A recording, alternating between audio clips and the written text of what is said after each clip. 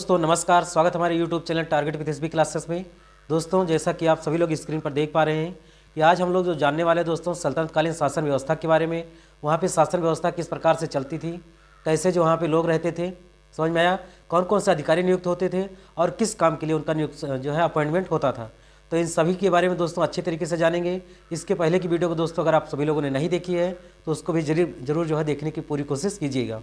ठीक है, ये वीडियो दोस्तों आपका चाहे आर का पेपर है, यूपी पीसीएस का पेपर है, एसएससी का पेपर है, रेलवे का पेपर है, इतिहास जिस भी एग्जाम में आपसे पूछा जाता है उन सभी के लिए ये वीडियो दोस्तों काफ़ी महत्वपूर्ण साबित होने वाला है।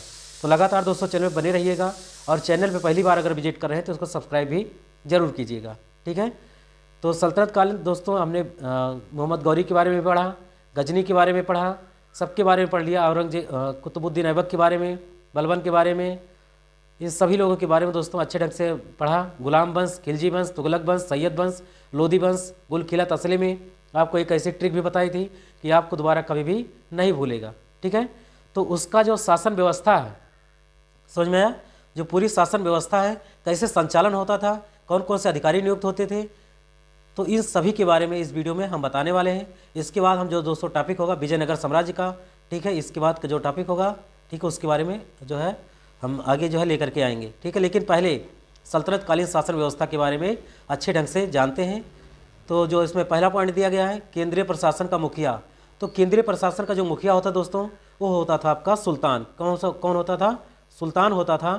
ठीक है, अलाउद्दीन एवं बलबन के समय में क्या हो गए, अमीर प्रभावहीन हो गए, यानी कि ऐसा इन्होंने पावर बनाया अपना, ठीक है, कि अमीर लोग क्या करते थे, दिल्ली के अमीर लोग इसको क्या करते थे, जब चाहते थे इसको गद्दी पर बैठाते तो फिर जिसको चाहते थे उसको गद्दी से उतार देते थे। कहने का मतलब क्या है कि तुम हमारे अंडर में रहकर क्या करोगे, काम करोगे। समझ में आया? तो इन लोगों को ये बात पसंद नहीं थी, क्योंकि शासन चलाने में बार बार अगर प्रॉब्लम की सामना करना पड़ता है तो फिर बहुत ज़्यादा समस्या आ जाती है। तो इससे इन लोगों ने अपना एक रुतबा बनाया, समझ में आया, और फिर इस वजह से क्या होगी, अमीर वहाँ पर प्रभावहीन हो गई। अमीरों का महत्व जो चरमोत्कर्ष पर था वो था लोधी वंश में। किसने? लोधी वंश। लोधी वंश का संस्थापक कौन था दोस्तों? पिछली वीडियो में बताया था, बहलोल लोधी। कौन था? बहलोल लोधी। समझ में आया? सल्तनत काल में मंत्रिपरिषद को क्या कहते थे? ऐसे ही क्वेश्चन दोस्तों आपसे एग्जाम में पूछ लिया जाता है और आप कंफ्यूज हो जाते हैं। ठीक है, तो मंत्रिपरिषद को क्या कहा जाता था? मजलिसे खलवत। क्या कहते थे? मजलिसे खलवत। इस चीज़ को आप समझिए। फिर क्या मजलिसे खास में दोस्तों?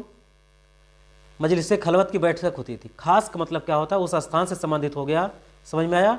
तो इससे क्या होती थी, जो मंत्रिपरिषद लोग थे उनकी क्या होती थी, एक महत्वपूर्ण बैठक यहाँ पर होती थी। जो भी शासन से संबंधित राय मशवरा करना होता था, विचार विमर्श करना होता था, वो मजलिस खास में यहाँ पर होती थी। ठीक है, इसमें दोस्तों आपके सुल्तान होते थे, दरबारी होते थे, खान हो गए, अमीर हो गए, मालिक हो गए, या फिर अन्य जो रईस लोग हैं, व्यापारी लोग हैं, इन सभी लोगों को बुला करके यहाँ पर विचार विमर्श किया जाता है। इतने सारे लोग मजलिस खास में आकर के यहाँ पर व्यवस्थित होते थे, बैठते थे और आपस में विचार विमर्श करते थे। समझ में आया? ये बारे खास बहुत महत्वपूर्ण टॉपिक है दोस्तों, ये इसको मिस मत करिएगा, क्योंकि ये वीडियो दोस्तों सार है पूरा। सार का मतलब जानते हैं? जिस्ट, निचोड़ जिसे कहते हैं पूरा सल्तनत कालीन जो है व्यवस्था का। ठीक है, तो इसमें क्या करता था मजलिस बारे खास में? दरबारी लोग थे, खान थे, अमीर थे, मालिक थे और जो रईस थे, इन सभी लोगों को क्या करता था, इसमें बुलाता था। और मजलिस खास में मजलिस खलवत की क्या होती थी, जो उसके मंत्रिपरिषद थे, इसमें क्या होता था, यानी कि जो कैबिनेट के मंत्री थे, जो नियम कानून बनाते थे, उसका जो बैठक होता था कहाँ पर होता था? मजलिस खास में। कहाँ पर? मजलिस खास में। ठीक है, और बारे खास में क्या होता था, वो जो पूरे राज्य के जो महत्वपूर्ण लोग थे, दरबारी थे, खान थे, अमीर थे, मालिक थे, या फिर अन्य जो व्यापारी वर्ग थे, धनिक पर्सन थे, इन सबको बारे खास में बुलाता था। ठीक है, अब है एक बारे आजम। क्या नाम है? बारे आजम। इसमें क्या होता था? सुल्तान राज के कार्यों का अधिकांश भाग इसी में पूरा करता था। किसमें? बारे आजम में। ठीक है, तो आपको इसको भूलना नहीं है, आपको याद रखना है। ठीक है, बार का मतलब क्या है? सभी लोग उसमें आ जाते हैं। समझ में आया? बारे खास में, मजलिस खास में मतलब जो उसके महत्वपूर्ण कैबिनेट मंत्री होते थे, जो खास लोग होते थे। समझ में आया? और बारे आजम में जो उसमें ऑफिशियल वर्क होता था, इसमें वो क्या करता था? अपना काम करता था। समझ में आया? अगला पॉइंट है दोस्तों आपका मंत्री एवं उससे जो संबंधित विभाग होते थे। समझ में आया? वो किस रूप में जाने जाते थे, उसको कैसे जाने जाते थे, इन सभी के बारे में यहाँ पे डिटेल में जानिए। समझ में आया? तो इसमें जो टॉपिक दिया गया दोस्तों, वजीर। क्या नाम दिया गया है? वजीर दिया गया है। और वजीर क्या होता था दोस्तों? आपका प्रधानमंत्री होता था। क्या होता था? प्रधानमंत्री। यानी कि ये राजस्व विभाग का क्या होता था? प्रमुख होता था। कौन? वजीर। वजीर का मतलब प्रधानमंत्री, राजस्व विभाग का प्रमुख। फिर है मुशरिफ मुमालिक। मुशरिफ मुमालिक इसका मतलब क्या है? लेखाकार। ठीक है, लेखाकार का मतलब जिससे आप अकाउंटेंट कहते हैं। क्या कहते हैं? अकाउंटेंट कहते हैं। प्रांतों एवं अन्य विभागों से प्राप्त आय एवं व्यय का जो है क्या करता था? लेखा जोखा रखता था। कितना पैसा गया और कितना पैसा आया, इसकी किसकी जिम्मेदारी थी? अकाउंटेंट की जिम्मेदारी थी, यानी कि लेखाकार की जिम्मेदारी थी। और उसको सल्तनतकालीन अर्थव्यवस्था में क्या कहा जाता था? मुशरिफ मुमालिक। क्या कहते थे? मुशरिफ मुमालिक। ठीक है। अगला पॉइंट है दोस्तों आपका मजूमदार। क्या नाम है? मजूमदार। मजूमदार का क्या काम था दोस्तों? ये जो जितना भी पैसा उधार दिया गया है, क्या दिया गया है? जितना भी पैसा किसी को भी उधार दिया गया है तो ये मजमू आदर का काम था कि उसका क्या करेगा? ये हिसाब किताब रखेगा। कौन? मजमू आदर। फिर खजीन।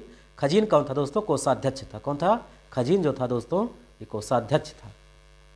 समझ में आया? जितना भी पैसा आता था उसका इसी के अंडर में क्या होता था?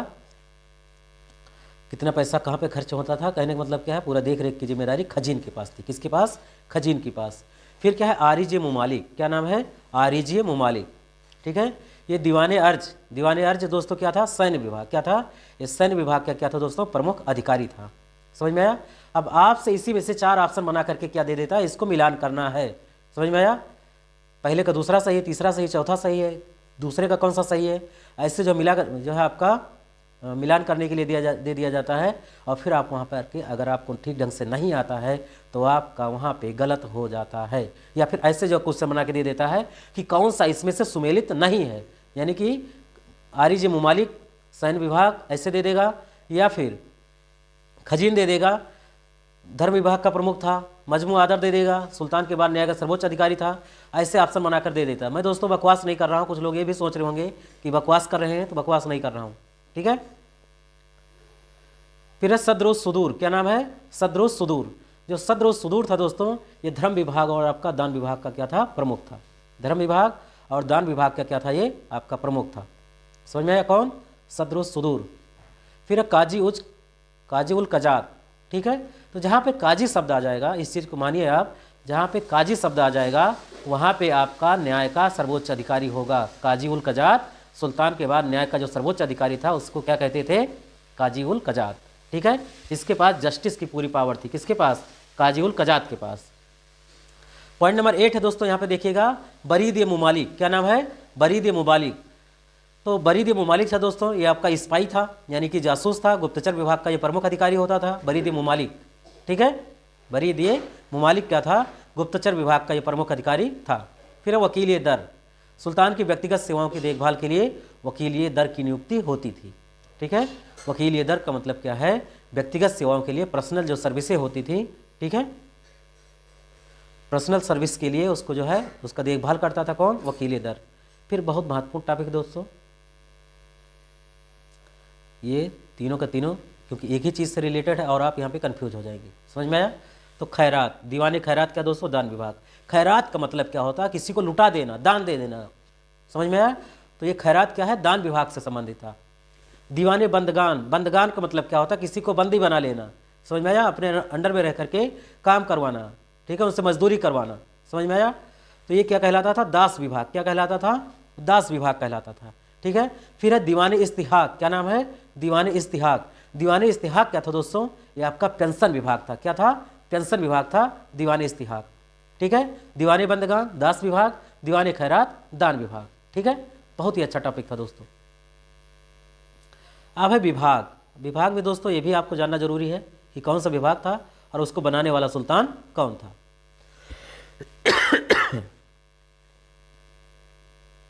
बहुत ही महत्वपूर्ण टॉपिक है दोस्तों, विभाग और फिर बनाने वाला सुल्तान कौन था।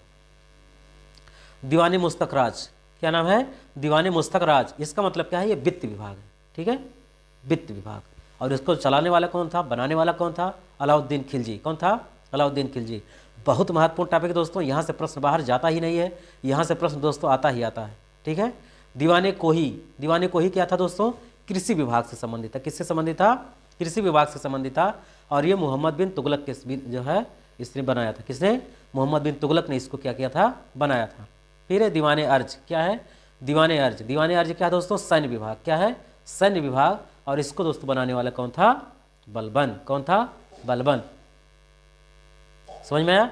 फिर है दीवाने बंदगान और दीवाने खैरात और दीवाने इस्तिहाक। आपको यहाँ पे कंफ्यूज नहीं होना, बंदगान, खैरात और इस्तिहाक ये सब किसके द्वारा बनाया गया था? फिरोज शाह तुगलक। किसके द्वारा? फिरोज शाह तुगलक के द्वारा बनाया गया था। समझ में आया? दीवाने बंदगान, दीवाने खैरात, दीवाने इस्तिहाक। दीवाने बंदगान क्या था दोस्तों? दास का क्या था? प्रमुख था। फिर क्या था? खैरात, दान विभाग। और फिर इस्तिहाक क्या था दोस्तों? पेंशन। ठीक है, तो इन सब चीज़ों को लागू करने वाला कौन था दोस्तों? फिरोज शाह तुगलक। आप इसको 3 यहाँ से याद कर लीजिए। दीवाने अर्ज बलबन, बलबन ने क्या किया है? अर्ज किया है। इसी ने सिजदा एवं पैबोस प्रथा भी क्या किया था? शुरुआत किया है। और दीवाने को ही कृषि विभाग मोहम्मद बिन तुगलक, इसके द्वारा बहुत सारे नियम कानून बनाए गए थे। नहरों का भी निर्माण करने वाला मोहम्मद बिन तुगलक ही पर जो है प्रथम शासक था। दीवाने मुस्तखराज अलाउद्दीन खिलजी। बहुत इंपॉर्टेंट टॉपिक है दोस्तों, इस चीज़ को आप नहीं समझेंगे, जब आप एग्जाम में बैठेंगे तभी आपकी समझ में आएगा। ठीक है, अगला पॉइंट है दोस्तों, दिल्ली सल्तनत अनेक प्रांतों में बटा हुआ था। प्रांत को क्या कहते थे? इक्ता या सूबा कहते थे। क्या कहते थे? इक्ता या सूबा कहते थे। यहाँ का शासन नायब या वली या मुक्ति के द्वारा, तीनों नामों से जाना जाता है, नायब, वली या फिर मुक्ति। यही इसी के द्वारा क्या होता था? उसका संचालन होता था। इक्ताओं को दोस्तों कई जिलों में बांटा गया था। ठीक है, आजकल का जो प्रांत है दोस्तों, समझ में आया? उसको पहले क्या कहते थे? इक्ता। क्या कहते थे? इक्ता या सूबा। ठीक है, उसको नायब या वली के द्वारा या मुक्ति के द्वारा उसको संचालन होता है। आजकल का यही शासन मुख्यमंत्री के द्वारा संचालित होता है। किसके द्वारा? मुख्यमंत्री के द्वारा। इक्ताओं को फिर राज्यों को किस में बांटा गया था? जिलों में। किसमें? प्रांतों को किस में बांटा गया था? सिकों। सिकों का मतलब क्या है? जिलों में विभाजित किया गया था। यहाँ का जो प्रमुख अधिकारी होता था उसको क्या कहते थे? सिकदार। क्या कहते थे? उसको सिकदार कहते थे, जो एक सैनिक अधिकारी था। क्या था? एक सैनिक अधिकारी होता था, वही पूरे जिले का प्रशासन क्या करता था? संभालता था। समझ में आया? अगला टॉपिक है दोस्तों, बहुत ज़्यादा इंपॉर्टेंट है, राजस्व कर कैसे जो है वसूल किया जाता था, क्या इसकी व्यवस्था थी? उसर क्या कहलाता था? खराज क्या कहलाता था? जकात क्या कहलाता था? जजिया क्या कहलाता था? खुम्स क्या कहलाता था? तो इन सभी के बारे में दोस्तों जानने वाले हैं। उसर क्या था दोस्तों? ये मुसलमानों से लिया जाने वाला एक भूमि कर था। क्या था? उसर जो था ये मुसलमानों से लिया जाने वाला एक भूमि कर था। खराज क्या था? जो मुस्लिम नहीं थे, गैर मुसलमान थे, उनसे लिया जाने वाला क्या था? भूमि कर था। समझ में आया? खराज ठीक है, क्या है? गैर मुसलमान। अब यहाँ पे खराज 3 अक्षर का बड़ा भी है, तो गैर मुसलमानों से। समझ में आया? हिंदुओं से और भी अन्य जो है जातियों से। समझ में आया? उसर क्या था? उसर में ही दोस्तों मुसलमान भी छिपा हुआ इसी में। ठीक है, आप इसको किसी न किसी प्रकार से आपको जोड़ करके याद कर लेना है बस। ठीक है, नथिंग एल्स अबाउट दैट, याद होना चाहिए, मैटर ये करता है। जकात क्या था दोस्तों? मुसलमानों पर धार्मिक कर था। क्या था? जकात क्या था? मुसलमानों पर एक धार्मिक कर होता था, जिसका संपत्ति का 40वां हिस्सा था। क्या था? संपत्ति का 40वां हिस्सा होता था। ये क्या करता था? धार्मिक कर के रूप में वसूल करता था, जकात। जजिया गैर मुसलमानों से। किससे? गैर मुसलमानों से। कहने का मतलब क्या है? कहीं पर अगर आप तीर्थ यात्रा करने जाते हैं, मंदिर मस्जिद या फिर और कोई जो है कार्य होता है, तो उस पर टैक्स लगता था। समझ में आया? तो ये गैर मुसलमानों पर क्या था? धार्मिक कर था। जजिया और जकात क्या था? मुसलमानों पर धार्मिक कर था। बस आपको याद कर लेना किसी तरीके से, चाहे जैसे भी। खुम्स क्या था दोस्तों? इसको खम्स भी कहते हैं। ये युद्ध में लूटा गया क्या था? माल था। ठीक है, लूटा हुआ धन, खानों अथवा भूमि में गड़े हुए खजानों से प्राप्त संपत्ति का 1/5 भाग था। क्या था? 1/5 भाग था। यानी कि 5 भागों में क्या था? 1/1 भाग क्या था दोस्तों? इसमें सुल्तान का होता था। समझ में आया? और शेष 4/5 भाग पर उसके जो सैनिक थे या फिर खजाने को प्राप्त करने वाले अधिकार का व्यक्ति का अधिकार होता था। जिसने उसके पता लगाया उसको भी मिलता था, सैनिकों को भी मिलता था। ठीक है, फिरोज शाह तुगलक को छोड़ करके अन्य सभी शासकों ने 4/5 हिस्सा स्वयं अपने लिए रखा। अब उसमें भी 5 हिस्से में, समझ में आया? 4/5 हिस्सा क्या किया? जो अन्य सुल्तान थे वो अपने पास रखते थे, लेकिन जो फिरोज शाह ऐसा शासक था उसने 1/5 अपने पास रखना क्या किया? स्वीकार किया। समझ में आया? क्यों? क्योंकि इसकी उसमें जो है ज़्यादा हिस्सेदारी नहीं होती थी, ज़्यादा इसका कोई जो है रोल या फिर योगदान नहीं होता था। इसलिए इसने क्या किया? केवल एक ही बोरा, 5 बोरे में से एक ही बोरा क्या किया? लेना स्वीकार किया। ठीक है, सुल्तान सिकंदर लोदी ने गड़े हुए खजानों में से कोई भी हिस्सा नहीं लिया।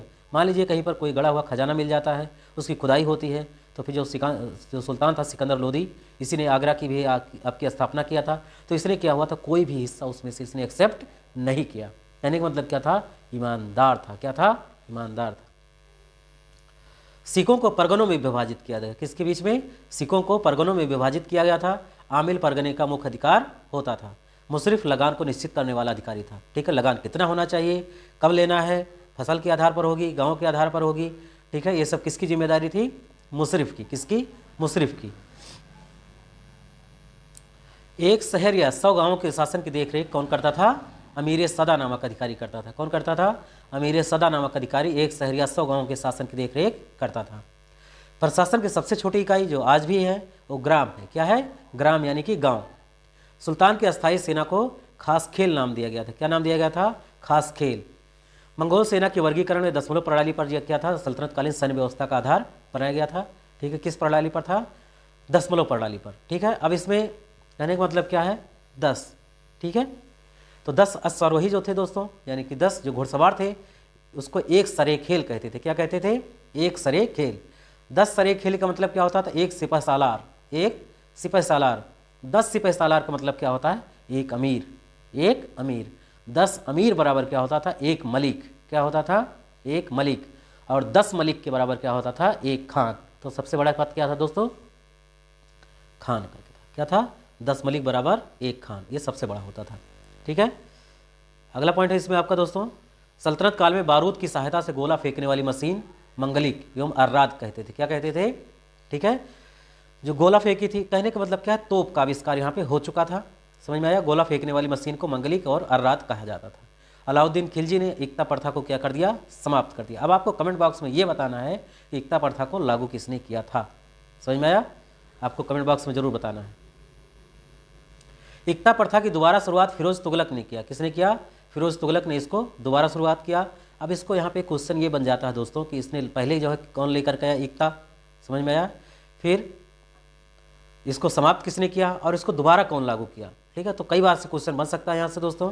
तो एकता प्रथा कौन लाया था दोस्तों? इल्तुतमिश। कौन था? इल्तुतमिश। समझ में आया? सल्तनत काल में अच्छी नस्ल के घोड़े तुर्की, अरब एवं रूस से मंगाए जाते। कहने का मतलब क्या है? दूर दूर से ये घोड़े जो है मंगाए जाते थे। हाथी कहाँ मंगाया जाता था? बंगाल से। कहाँ से? बंगाल से हाथी वगैरह मंगाया जाता था। ये भी आपको याद करना जरूरी है। ठीक है, फिर सल्तनतकालीन कानून जो है शरीयत, कुरान एवं हदीस पर आधारित था। ठीक है, कैसे शासन चलता था? शरीयत के आधार पर, कुरान और हदीस पर आधारित था। ये क्या था? वहाँ पे जो पुस्तकें होती थी, जो नियम कानून था अरब कंट्रीज का या फिर जो तुर्की है आपका, ठीक है, तो उन सभी लोगों के द्वारा जो बनाया गया नियम कानून था, उसी के तहत क्या होता था? इसका संचालन होता था। मुस्लिम कानून के 4 महत्वपूर्ण स्रोत थे, कुरान, हदीस, इजमा और फिर कयास। ठीक है, तो इसी के तहत क्या होता था? मुस्लिम कानून चलता था। ठीक समझ में आया? सुल्तान सप्ताह में 2 बार न्याय में दरबार में उपस्थित होने के लिए, न्याय करने के लिए दरबार में उपस्थित होता था। कौन? सुल्तान। सल्तनत काल में लगान निर्धारित करने की मिश्रित प्रणाली को मुक्ताई कहा जाता है। क्या कहते थे? मुक्ताई कहते थे। भूमि की नाप जोक करने के बाद क्षेत्रफल के आधार पर लगान का निर्धारण मसाहत कहलाता था। कौन कहलाता था? मसाहत। इसकी शुरुआत किसने किया था दोस्तों? अलाउद्दीन खिलजी ने। किसने? अलाउद्दीन खिलजी ने। यहाँ पर कुछ स्थान दिए गए हैं दोस्तों और उसके प्रसिद्धि के क्या कारण थे, इसके बारे में आप समझिए। ठीक है, तो सरस्वती किस लिए था? अच्छी किस्म के चावल के लिए यहाँ पर फेमस था।